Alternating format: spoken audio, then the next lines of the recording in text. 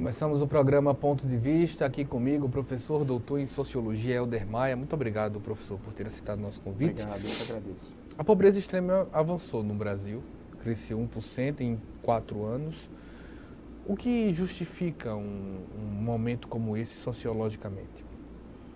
Bom, primeiro que é um fato bastante triste e cujas consequências são bastante negativas e nefastas para as pessoas de baixíssima renda, aquelas que dispõem de poucos recursos para realizarem suas atividades diárias, suas rotinas, alimentação, vestuário, moradia, deslocamento, etc, etc. No caso desse extrato social específico, eles são os mais vulnerabilizados, eles são os mais expostos a todo tipo de crise econômica e contingência, principalmente porque o Brasil passa por um ajuste fiscal desde o início do governo Dilma, e em decorrência do ajuste fiscal você tem uma retirada de recursos de políticas públicas, políticas de assistência, de transferência de recursos, como, por exemplo, o mais conhecido deles, o Bolsa Família, mas tem uma série de outros, e da rede de proteção social que existe, principalmente para o combate à extrema pobreza, que no caso específico da extrema pobreza, as políticas são voltadas para a segurança alimentar e para a manutenção mínima dessas pessoas. Elas já estão fora do mercado de trabalho há muito tempo,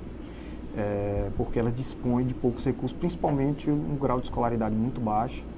Então, uma vez que o Brasil realiza um ajuste fiscal, e outros países do mundo, quando passam por ajustes fiscais, essas populações, esses estratos são diretamente os mais afetados. Quando se imagina isso, exemplo, a gente tem, se analisarmos o que? 97, 98, quando se dá o início das políticas públicas de atendimento à extrema pobreza, eu sempre digo aqui, de uma certa maneira, que eu acompanhei os noticiários da década de 90, onde você tinha estampado nas revistas principais sempre a extrema pobreza, o número de crianças que morriam por fome, de pessoas que morriam por fome. E após na segunda metade da década de 90, já com Bolsa Gás, Bolsa Escola e o programa do leite, isso daí começou a ter uma reação. Em 2002 para cá, isso daí teve um programa que uniu, que foi o Bolsa Família. E nos últimos 4 anos, coincidentemente, com essa regressão, o aumento, no caso, da pobreza extrema, você tem um controle maior, que aí, como até tem sido noticiado recentemente, há desvios no Bolsa Família, desvios. Uma população geralmente como essa, em que constatamos ainda em 2018 problemas de documentação ao nascer, problemas de documentação de gente adulta que ainda não tem uma carteira de identidade, por incrível que pareça. Não há, uma certa maneira, esse controle não pode ser um tanto desumano em algum momento? Você menciona que essas pessoas, uma vez que não possuem os documentos, não podem se ou cadastrar. não levam esses documentos, ou não apresentam um controle sobre sua família. As políticas públicas, elas precisam prestar contas, elas têm regras de controle e transparência. Então, uma vez que você não dispõe dos documentos, dificilmente Me permita, essas pessoas... parece uma suposição ao vento, mas, exemplo, quem já fez matéria na porta de uma secretaria de assistência social vai constatar facilmente, o repórter vai constatar facilmente, que existem sim várias mulheres, mães, com filhos, com necessidade, que não dispõem de condições de provar, por mais que o Estado ofereça, que ela realmente necessita daquele benefício.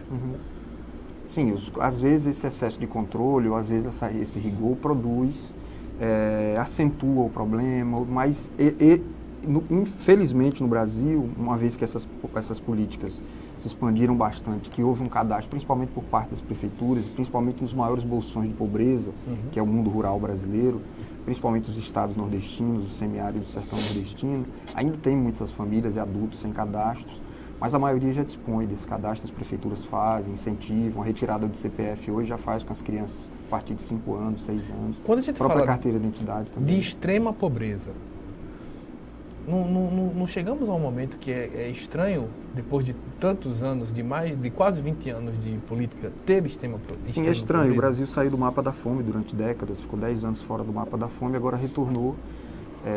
Fato visto que o programa que o Betinho foi criado no Rio de Janeiro, Natal Solidário, Natal Sem Fome, foi recriado ano passado, justamente porque os relatórios apontaram e registraram que havia novas pessoas morando em rua, as populações de rua aumentaram muito. Isso tudo decorre da retirada de recursos para essas populações. Essas populações são muito vulneráveis, porque mesmo a economia crescendo muito, mesmo aumentando o posto de trabalho, mesmo ocorrendo um alcance de novas profissões, como ocorreu muito no Brasil, uma expansão do serviço, a incorporação de muitas atividades profissionais, elas têm muita dificuldade de inserção no mercado. Esses são os desamparados e, para você ter ideia, a extrema pobreza é classificada com famílias que recebem, em média, uma média percentual de R$ 85 por mês. Imagine uma família, um lar, que dispõe apenas de R$ 85 por mês.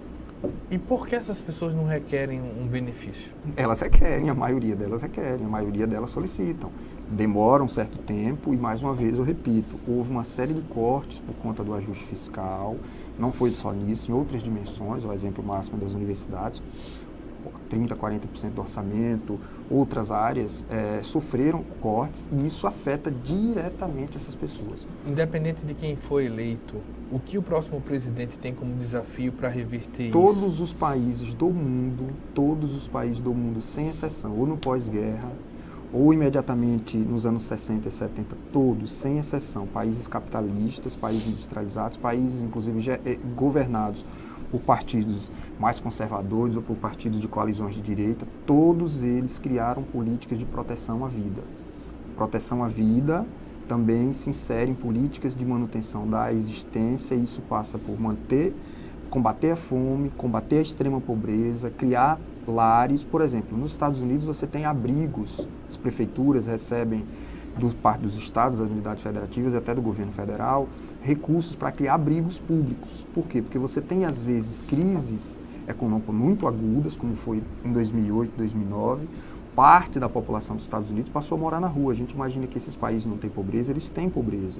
Toda a sociedade capitalista, e estou falando do mundo, oficialmente não existem mais países socialistas hoje no mundo, com exceção de Cuba, mas mesmo assim já existe um mercado do turismo dinâmico. Então, todos os países capitalistas do mundo que têm uma economia de mercado aberta, todas as economias de mercado existem desigualdade social, existe pobreza. É um aspecto central da competição. É o que um grande sociólogo brasileiro chamado Florestan Fernandes falou de construção da ordem social competitiva. A ordem social competitiva, ela produz. Nós aqui agora estamos no mercado de trabalho.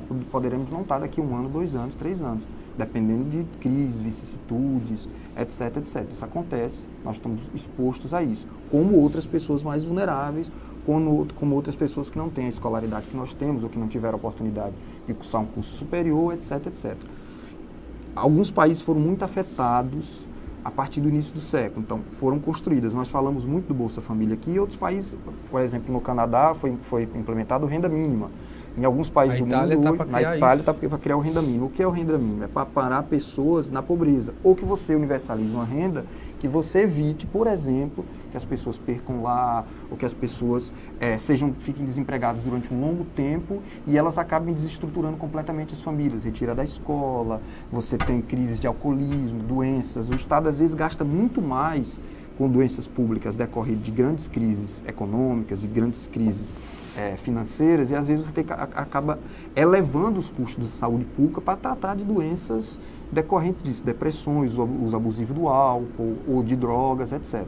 Então não é nenhuma novidade. Ocorre que no caso do Brasil isso salta aos olhos, porque nós temos um contingente de pobres muito grande, muito maior do que nos Estados Unidos, percentualmente muito maior, embora a população americana seja maior do que a nossa, muito maior do que países chamado países em desenvolvimento, como por exemplo hoje maior do que a Rússia, maior do que a China.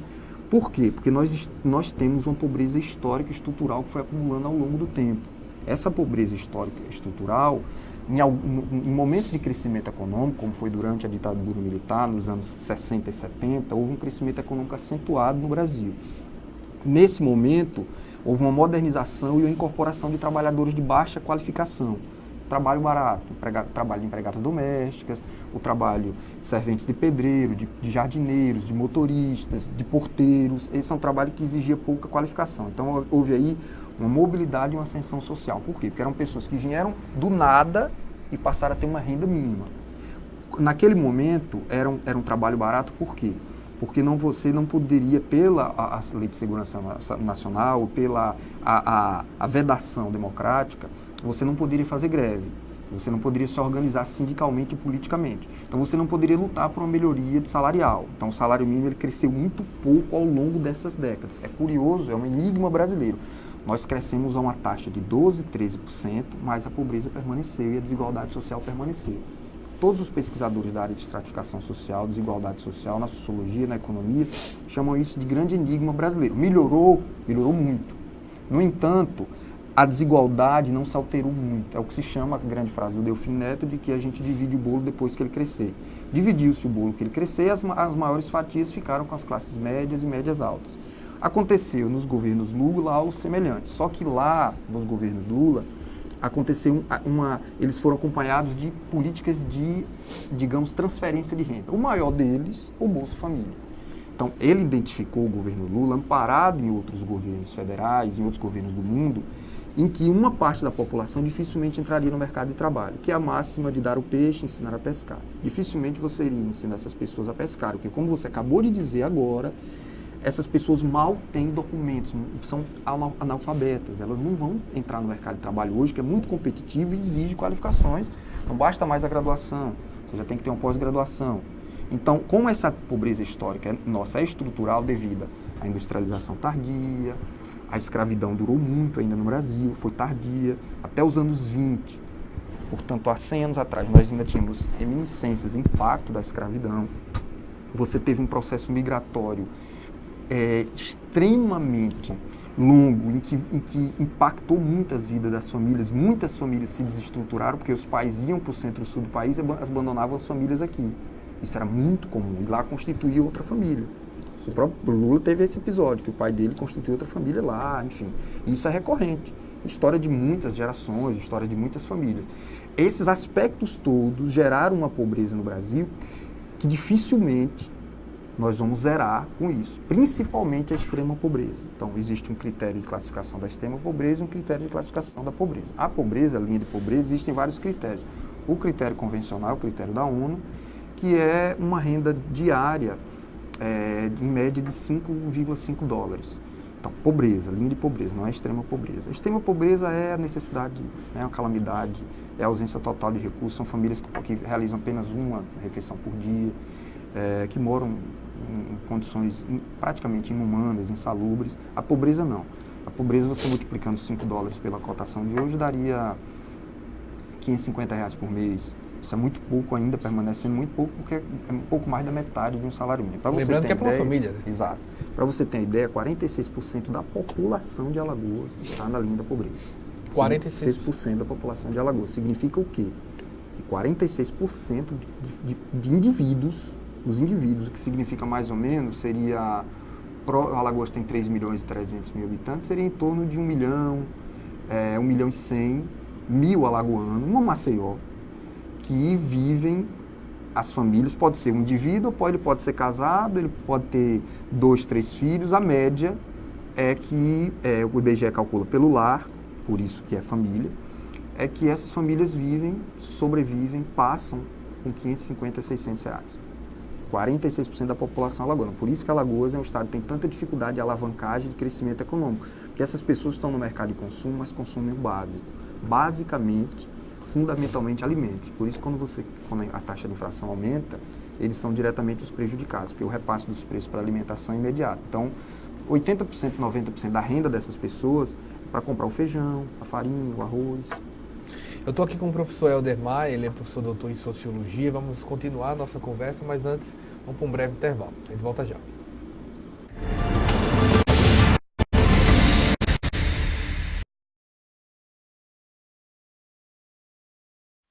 Quem doa sangue, doa esperança, recebe sorrisos, alegria e confiança. Quem já doou sabe o bem que faz, o coração se alegra pra doar mais. Doe sangue regularmente, não importa o tipo que você pertence, seja A, B, O ou AB, tem sempre alguém esperando você. Doe sangue regularmente, não importa o tipo que você pertence, seja A, B, O ou AB, tem sempre alguém esperando você. Uma doação pode beneficiar até 4 vidas. Por isso é importante que todo doador continue com este ato de bondade sempre. Procure um Hemocentro e seja um doador regular. Doe sangue regularmente e ajude a quem precisa. Ministério da Saúde, Governo Federal. A democracia se faz com diálogo e se realiza com compromisso. Democracia também é feita com doação e se completa quando existe colaboração. Democracia se faz mesmo é com participação de todos. Venha fazer parte dessa ação. Cadastre-se como mesário voluntário no site do TRE do seu estado. Vem pra urna, eleições 2018. Justiça Eleitoral. Novo ensino médio. Quem conhece, aprova. Eu quero fazer jornalismo. Eu quero ser professora. É o que eu amo. E eu, design de games. Eu quero um curso técnico para já poder trabalhar. Com o novo ensino médio, você tem mais liberdade para escolher o que estudar, de acordo com a sua vocação. É a liberdade que você queria para decidir o seu futuro. Quem conhece o novo ensino médio? Aprova. Acesse o site e saiba mais. Ministério da Educação, Governo Federal, Ordem e Progresso.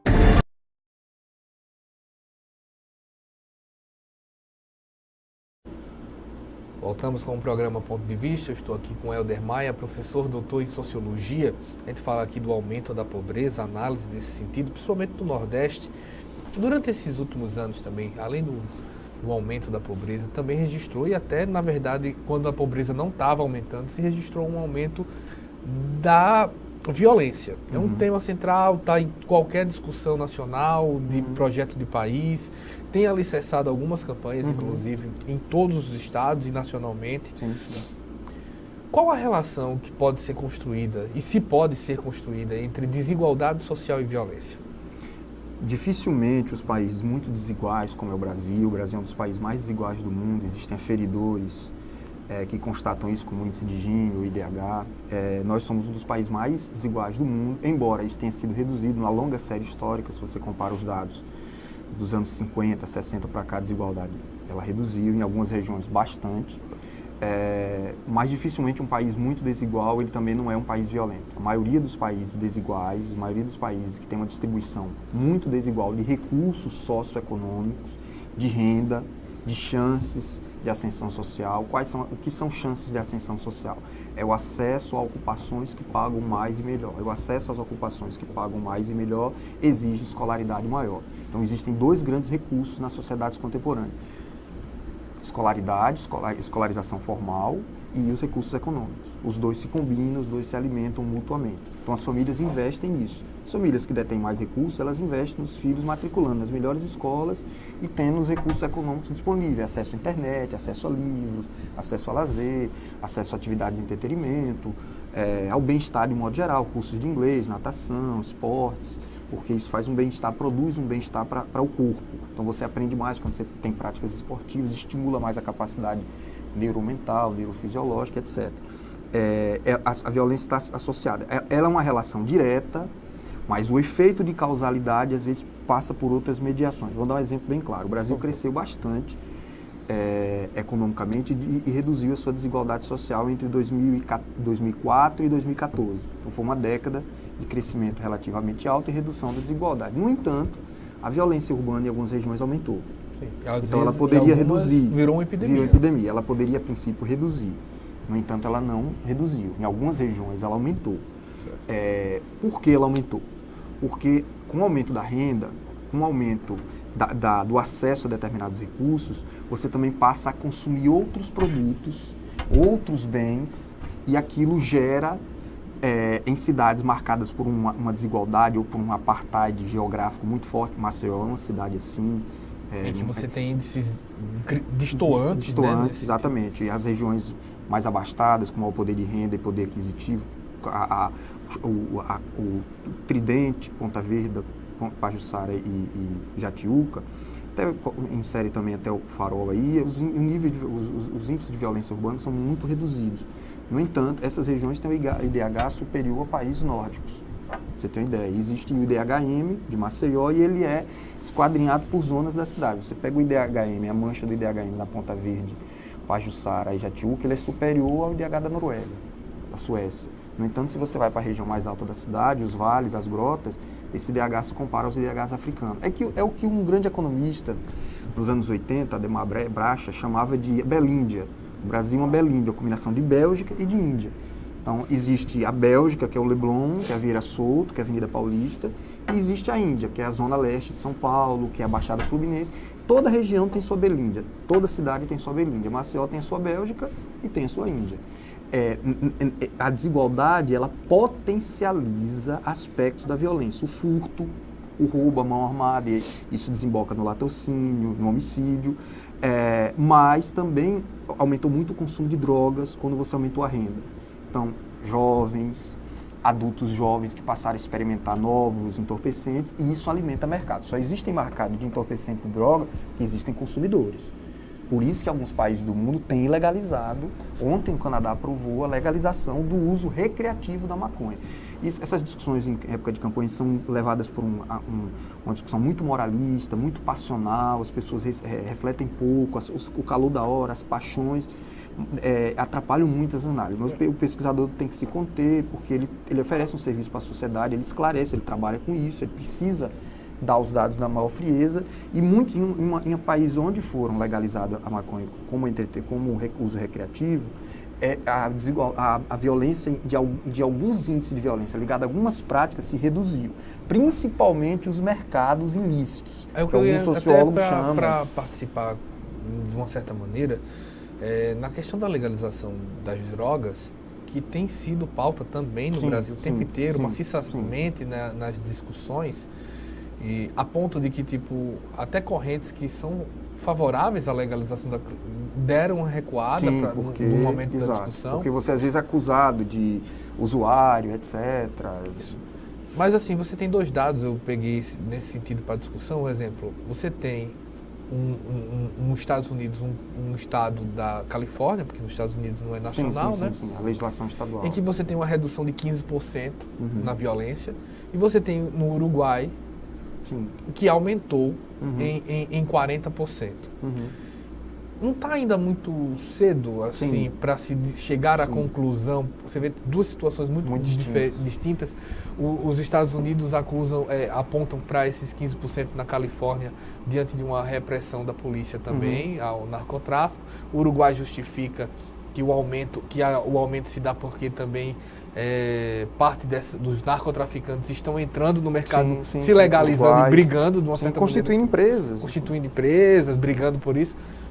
Como a sociologia, e aí é um ponto, analisa esse momento do Brasil e do mundo em termos sociológicos, porque essa crise social tem se dado, a gente às vezes acha que está acontecendo só no Brasil, mas tem se dado essas mesmas reflexões em todo o mundo. A gente fala, o Brasil quer liberar a arma, os Estados Unidos está querendo voltar atrás, né? Embora seja algo da emenda, seja participante.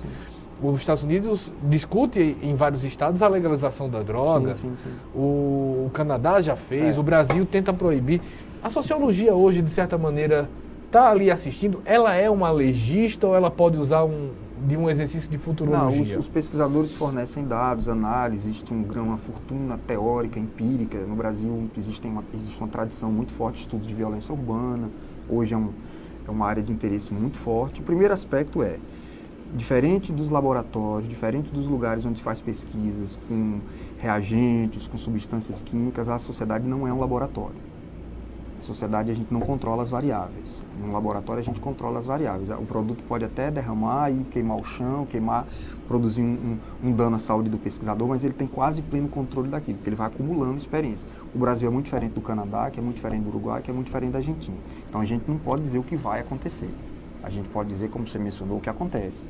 Então, tudo vai se realizando pequenas mudanças na legislação, às vezes mudanças mais intensas. Uma vez que dê certo, aquilo pode avançar. Uma vez que aquilo não deu muito certo, recua-se. Então, é assim que acontece. Aí você pode dizer, mas depois que vidas foram perdidas, 2, 3 anos de uma política pública de vidas que foram ceifadas, ninguém volta atrás. É verdade. Por isso que as políticas têm que ser pensadas, planejadas, elas têm que ter um controle muito grande, por isso que você gasta muito recurso fazendo política pública, com especialistas de muitas áreas do conhecimento, não só da sociologia, da economia, da psicologia, etc. E por quê? Porque isso você está lidando com vidas, você está lidando com pessoas, uma vez que você prejudica a vida de um ser humano, aquilo não tem volta. Então tem que ter muito cuidado, por isso que a discussão nas casas legislativas é tão intensa, por isso que ela tem que ter o controle democrático, a sociedade civil tem que ser consultada. Você está certo, ainda é muito incipiente no caso brasileiro. Por quê? Porque nós somos uma sociedade muito assimétrica em tudo, desigual em tudo, em tudo. Nós somos desiguais em todos os fenômenos da vida, todos. Por isso que é muito forte, a gente tem acesso desigual a tudo, acesso desigual à água, acesso desigual à justiça, acesso desigual a canais de informação, etc, etc. Olha o que está acontecendo, o fenômeno do WhatsApp decidindo as eleições. Então, o TSE não consegue reagir porque é muito complicado, é muito difícil você controlar uma rede instantânea de informações. Então, são redes familiares em que um dispõe de muita informação e tem uma educação maior, um senso crítico maior, o outro, infelizmente, é semi-analfabeto e não detém aquelas informações e, credulamente, ele acredita. Então, são os desníveis e assimetria da sociedade brasileira. Então, está começando isso, acho que ainda leva pelo menos uns 5 ou 10 anos de discussão. Isso pode, por exemplo, em algumas regiões ser aprovado, outras regiões você apostar como uma tentativa. Por quê? Porque política pública é isso, principalmente na área de segurança. Eu não sou propriamente um especialista da área de segurança, tem colegas no Instituto que são muito mais habilitados do que eu para falar disso. Minha própria mulher é pesquisadora da área de segurança pública e ela me ensina muita coisa sobre isso, que não é exatamente a minha área, meu campo de pesquisa, mas é sem dúvida, um dos fenômenos mais complexos que existe, porque tem interfaces econômicas muito fortes. Tem hábitos também, comportamentais. Tem comportamentais. Né? Eu já pude aqui também entrevistar um especialista em segurança pública e ele dizia o seguinte: olha, antigamente, e uma das explicações para o aumento da violência é que quando você passava na rua fazendo, seja lá qualquer tipo de infração, as pessoas estavam na porta e ela te conhecia. Então ela dizia: Helder, não faça isso, que eu conto para sua mãe. Hoje a mãe está dentro de casa assistindo a novela. Então, a sociedade, em muitos momentos, a gente fica esperando que a polícia seja mais ativa, mais ostensiva, mas ela nunca houve essa ostensividade. Ela era convocada pela população. Como é que fica esse Tudo isso fator? é muito novo, as polícias têm que lidar com isso de 20, 30 anos para cá. Isso é muito tempo, não. Isso não é nenhuma geração. Isso não é nenhuma geração. Os prédios, principalmente. E aí, se você considerar o interior, os prédios ainda, em muita cidade, nem tem prédio. Nem tem prédios. E você tem dificuldade de gerenciamento de informação. Por exemplo, a Alagoas apresentou dados muito positivos antes de ontem, sobre a redução da violência urbana. O governo tem feito um esforço muito grande nisso. As secretarias trabalham em conjunto, nós mesmos, pesquisadores, fomos convidados a participar, tem colegas que participam, produzindo dados, interpretações, etc. É muito difícil ver, comemorar uma redução que para a gente parece modesta, mas para séries históricas é muita coisa. Para quem não foi assaltado, para quem se sente mais seguro, é um ganho infinito. Porque a sensação de segurança, o dano psicológico de você ter sido roubado num ponto de ônibus, ou de você ter sido ameaçado em determinados momentos, circulando pela praia, circulando pelas minhas ruas vizinhas, eu já sofri 3 tentativas de roubo, a mão armada. E dei sorte porque alguém se aproximou, e dei sorte porque outro passou e a pessoa desistiu de cometer o crime. Veja, eu moro numa área segura, como a gente mencionou aqui agora. Percebe? E isso causa um dano, Então, uma pequena redução que o governo mostrou ontem, na prática, ela é uma grande redução, porque aquilo evitou vidas, evitou perdas de vidas, danos psicológicos, etc, etc. É uma área muito complexa, porque tem variáveis econômicas, tem variáveis políticas, a legislação, toda a discussão em torno da redução da maioridade penal. Veja, quanto tempo nós estamos discutindo isso? Pelo menos 20 anos nós estamos discutindo isso. Já poderia ser implementado. Sim, poderia ser implementado, mas os dados mostram que os presídios brasileiros, eles estão repletos, a maioria deles, de infratores, de pessoas que cometeram pequenos delitos. Não é para que essas pessoas sejam libertadas, não é que elas não devem ser punidas, elas devem ser punidas. Há crime sim em torno disso. A legislação brasileira estabelece que isso é um crime, mesmo você sendo réu primário, etc, etc. Mas essas pessoas, quando você reduz a maioridade penal, você corre o risco de quê? De punir quem já está num ciclo de punição. o ciclo de pobreza. Isso é um conceito de um sociólogo muito famoso brasileiro, que ele fala que os negros e as populações negras, eles experimentaram ao longo da formação da sociedade brasileira um ciclo cumulativo de desvantagem. O que é um ciclo cumulativo de desvantagem? Você nasce numa região periférica, você é negro, você tem pouco acesso à educação, a equipamentos de arte, cultura e lazer. Você depende muito das políticas sociais. Muito. E se naquela geração, num determinado momento da sua vida, com 9, 10 anos, as políticas sociais, numa conjuntura macroeconômica, o governo está passando por dificuldade, o Estado está passando por dificuldade, a sociedade está passando por dificuldade, e aquelas políticas não chegam até você, você sai da escola cedo, vai trabalhar num trabalho precário, vai encontrar um emprego difícil de sobrevivência e aquilo vai se acumulando ao longo da vida. Por isso que é um ciclo. E aí ele vai ter filho cedo, com 19, 20, 21 anos, e o filho que ele teve vai ter uma trajetória muito semelhante à dele, e provavelmente o neto dele. É isso que chama ciclo cumulativo de desvantagens. Essa desvantagem ela pode ser mitigada ou ela pode ser acentuada. Depende da conjuntura socioeconômica de um modo geral. Isso explica o que muitas vezes nós vemos, nós moramos em Alagoas. É comum, quando se vai analisar as famílias, o alagoano dizer, essa família tradicionalmente está no poder, o filho foi governador, o avô foi governador. Às vezes seria um ciclo de vantagem. É quase exatamente. Essa desigualdade, ela é reproduzida em termos quase que de uma casta numa sociedade? Com pouca mobilidade? Aí sim, com pouca mobilidade. Nós somos uma sociedade que tem muito pouca mobilidade. Nós calculamos isso em percentuais, uns dados e contas estatísticas bem complexas. Nós somos uma sociedade com pouca mobilidade. Não é que não existe, existe. Eu tenho mobilidade na minha família, por exemplo. Meu pai é um pequeno comerciante, minha mãe é professora primária. Está aqui a mobilidade. Eu me tornei um professor universitário. É o que se chama na literatura de uma mobilidade de longa duração. O que é longa duração? É que no intervalo de uma geração, só uma geração, eu alcancei uma mobilidade muito alta, uma escolaridade muito alta. Certo. Poderia ter sido a minha filha, poderia ter sido a minha neta, já fui eu. Por quê? Porque eu sou branco, nasci numa região do sertão da Bahia, em que meu pai era um pequeno comerciante, isso já é uma vantagem. Sim. Ele hoje seria um comerciante que não teria muita chance de competição, porque criaram novas empresas, novos supermercados chegaram, ele é pequeno de um pequeno mercadinho. Mas há 20 anos atrás, há 30 anos atrás, isso foi fundamental para mim, porque ele pôde me matricular em boas escolas. Percebe? E o acesso? O acesso, eu pude estudar em Salvador, pude fazer uma graduação em Salvador, eu passei no vestibular, era um vestibular muito concorrido, na época tinham poucas vagas, e eu pude estudar mais com tempo livre, eu não precisei trabalhar. Eu não precisei ir para o cursinho à noite e trabalhar durante o dia. Você chega para estudar no cursinho à noite depois de uma carga de hora de trabalho, você está exaurido. Eu não. Eu tinha um tempo livre. Está vendo as vantagens? Essas vantagens, aí toca um aspecto fundamental que é discutido na sociedade brasileira. Mérito, meritocracia. Existe o mérito? Existe. Só que alguns têm mais condições de realizar o mérito do que outros. Brincadeiras à parte, eu sempre digo que é muito mais fácil você descobrir um Neymar no Barcelona do que no CRB. Exatamente.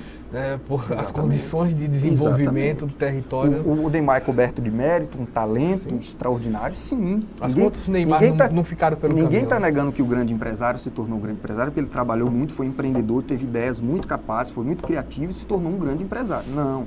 Ele tem o mérito dele. Agora, dificilmente ele se tornou um grande empresário vindo de uma origem muito precária, muito vulnerabilizada. Tem exemplos? Tem exemplos.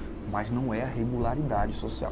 É uma exceção que a sociologia não trabalha com regularidades. São agregados, são grupos, são coletividades. Uma classe é uma coletividade. Você falou em castas. A sociedade ainda que é uma sociedade que tem muito estratificada na forma de casta. A sociedade indiana. Sim. Mas dentro da sociedade indiana tem critério de classe também. Tem uma ascensão. O principal aspecto que define uma casta é que ela não tem mobilidade nenhuma. Você nasceu de uma casta pária, você vai morrer numa casta pária e seu filho vai ser filho de uma casta pária. Não há nem como casar. Não há nem como casar. Você casa dentro da casta. Isso. Ok? Agora, hoje em dia, com as transformações econômicas que a Índia viveu, muito semelhantes ao que o Brasil viveu, a Índia tem outra formação, é uma sociedade que tem uma religião diferente, é uma sociedade que é mais descentralizada, é uma infraestrutura muito precária, nós melhoramos muito na infraestrutura. Basta ver as cidades indianas, que é muito difícil, é um espaço muito caótico, mas enfim, lá já incorporou-se o critério de classe. Qual é o critério de classe? Você ascende na sociedade pelo trabalho, mas para você alcançar um trabalho melhor, uma ocupação melhor, a escolaridade é fundamental. A gente está indo para mais um intervalo, eu estou aqui com o Helder Maia, professor, doutor em Sociologia, a gente volta já.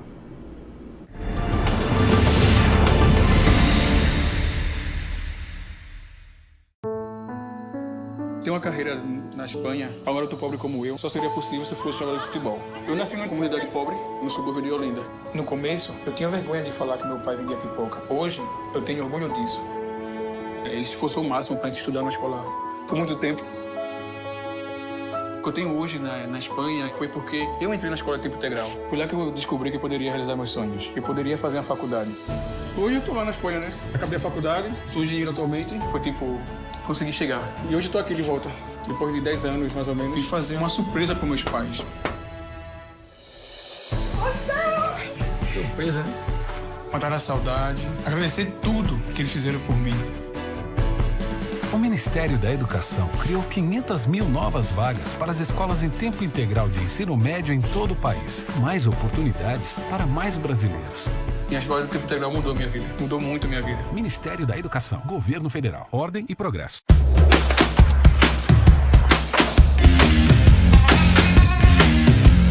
Se você gosta de ação e completa 18 anos, vai se surpreender com as Forças Armadas. Procure a junta de serviço militar mais próxima e aliste-se. Você só precisa da certidão de nascimento, comprovante de residência e 2 fotos 3x4. Ministério da Defesa, Governo Federal. Como brasileiro, eu me sinto responsável pela preservação dessa riqueza natural.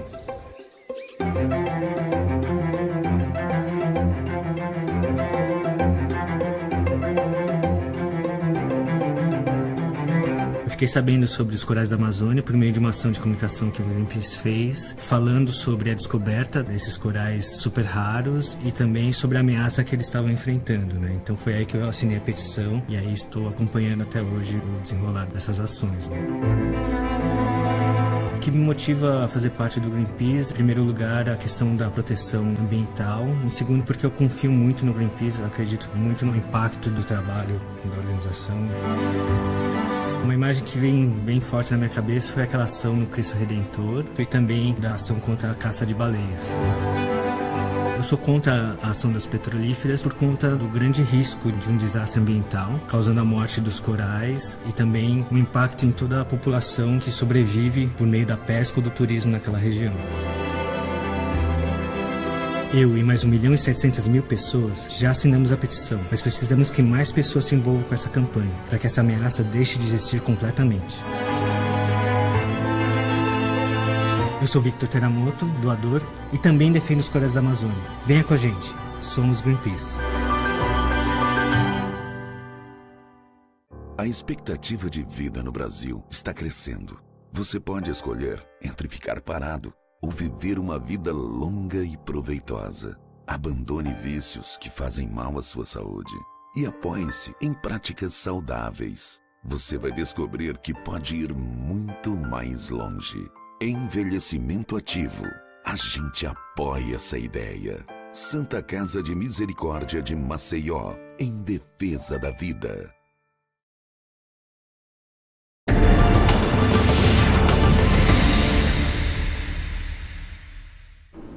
Eu estou aqui com o professor Helder Maia, ele que é professor doutor em Sociologia. Estamos aqui conversando. Me parece, pessoalmente, professor, que às vezes parece que um problema, violência, previdência, trabalho, para quem abre os jornais nos dias de hoje, parece que é um problema do Brasil. Mas quem vai para a página da editoria de internacional vê que a Rússia está tendo altas manifestações por causa da reforma da Previdência. A Argentina, no ano passado, a França. Né, a Argentina aprovou a reforma da Previdência, com o direito a parabéns do presidente Temer sobre isso. Há uma discussão sobre esse posicionamento também.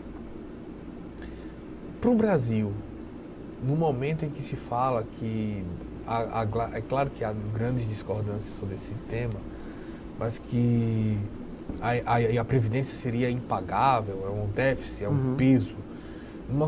Numa sociedade como a nordestina, que você tem cidades que a maior fonte de recursos girando é da Previdência, é possível a sociologia dar seu parecer? É possível, perfeitamente possível.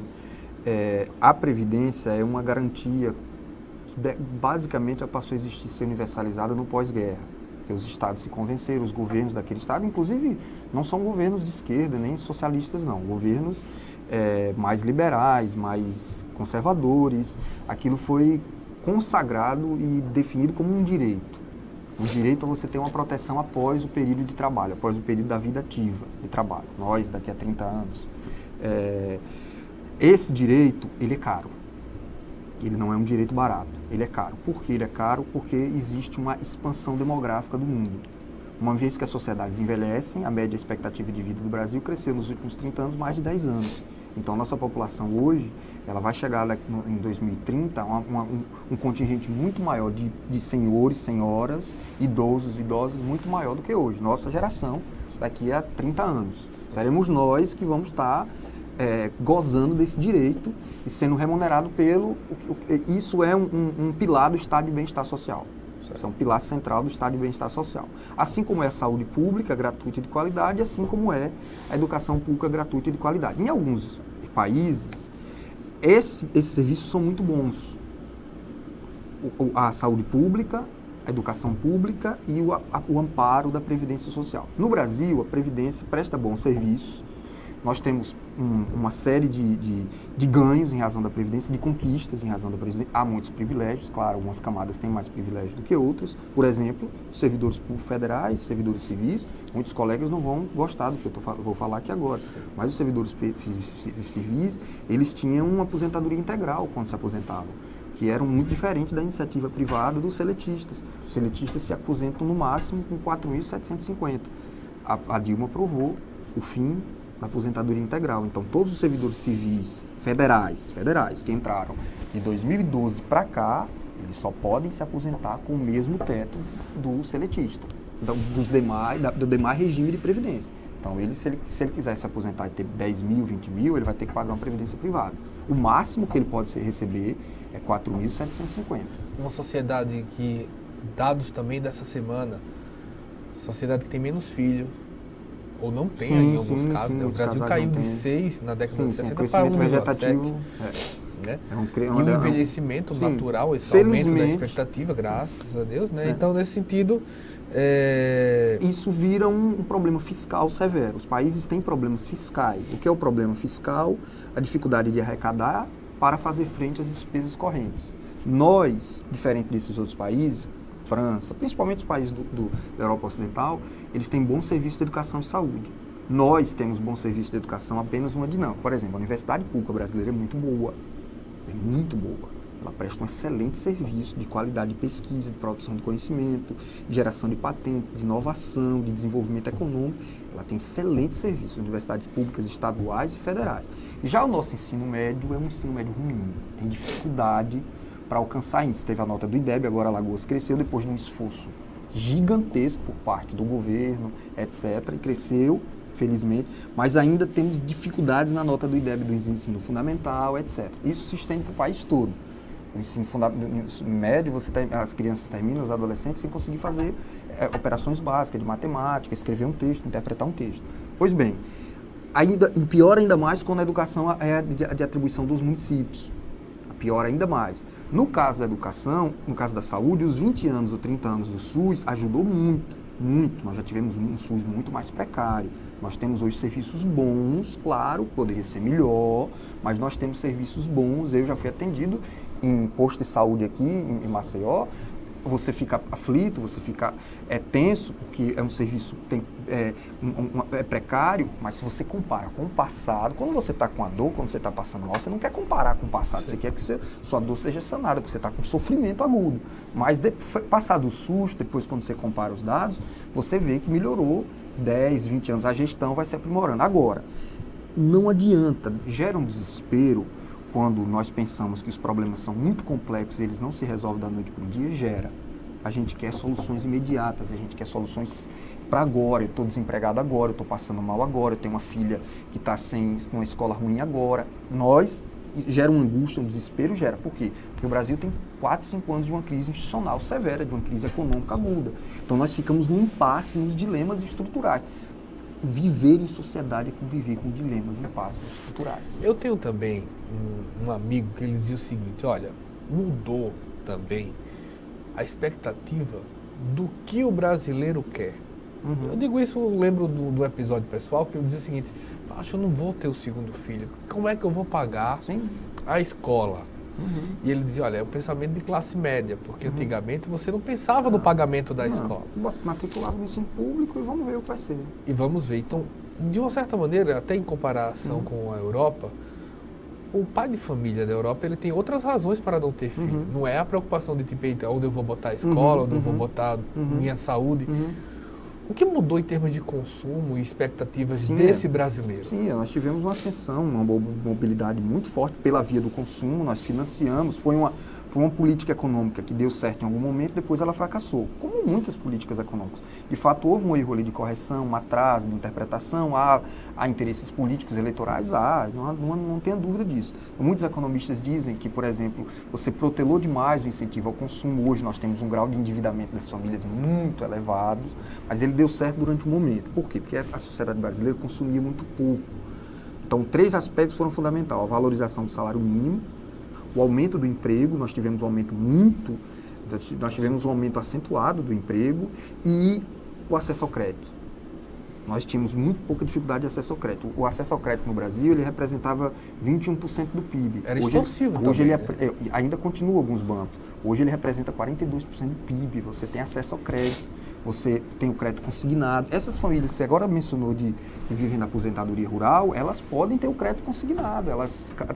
No terminal eletrônico do banco, ela faz lá o cadastro de tudo. Para pegar 4, 5 mil, 3 mil para pagar uma dívida, ou comprar uma geladeira, ou comprar uma TV nova, elas fazem isso. E elas acabam tendo endividamento, por quê? Porque não existe educação financeira, é uma dificuldade, ou porque há pressão do filho, da nora, do cunhado, etc. Então, uma vez que a gente começou a ter acesso a isso, é muito difícil você reduzir o seu patamar e você voltar a outros hábitos. Então, não sair mais para jantar fora, não sair mais para o cinema, não trocar o celular. Isso impacta, ou a quantidade também, né? Porque eu sempre dizia que, exemplo, 10, 30 anos, 20, 30 anos atrás, você ia para o restaurante uma vez por mês. Sim.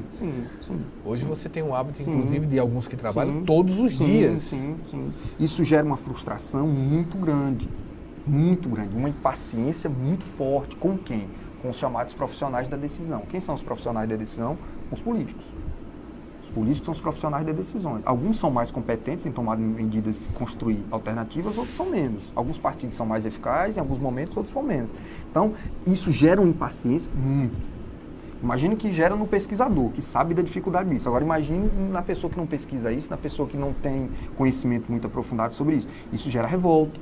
Isso gera, em alguns casos, desespero, porque você vê que sua vida recuou de patamar, você não vê solução, o impasse é muito forte, o próximo governo pode ter novo impasse, porque dificilmente nós vamos abrir mão da existência das instâncias deliberativas como o Congresso Nacional, mas, ao mesmo tempo, no Congresso Nacional, você tem que negociar. Pois bem, a gente está indo agora... E aí isso gera tensões no processo de negociação. A gente está indo para o nosso último intervalo. Estou aqui com o Helder Maia, professor, doutor em Sociologia. A gente volta já.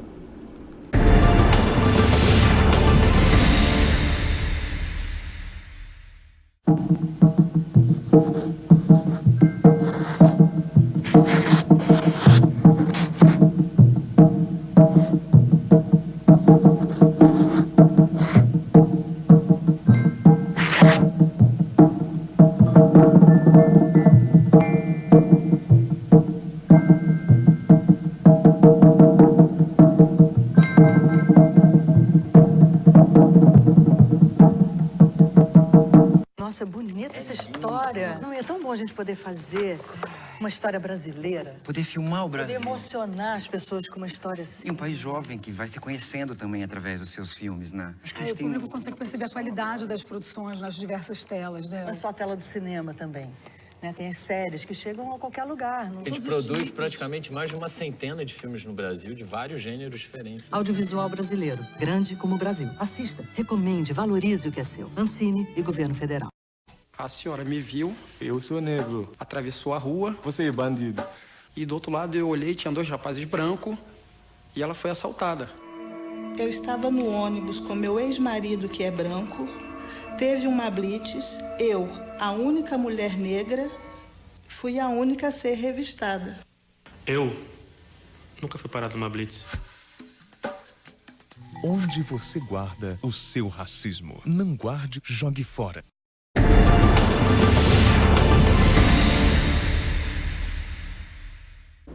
Voltamos com o último bloco do programa Ponto de Vista. Estou aqui com o professor Helder Maia, professor doutor em Sociologia.